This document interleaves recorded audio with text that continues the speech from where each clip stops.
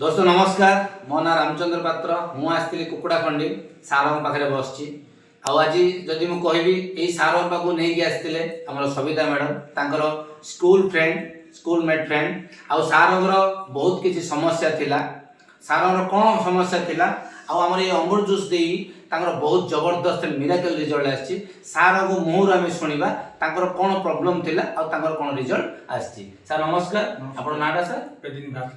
आपण सर कोरे गोपीनाथपुर कुकुड़ाखंडी ब्लॉक अच्छा सर आपण कौन हेतिला सर मलकंठ होतला केते दिन हला सर थिला बहुत दिन थिला एबे खाଇବା अमृत जूस खाइबाटू टिके भल लागिला मूल बंद हे गेला अच्छा ये अमृत जूस खाइला हां खाइ अच्छा आ ता पूर्व एलोपैथी मेडिसिन एलोपैथी खाइबारो भाइयारो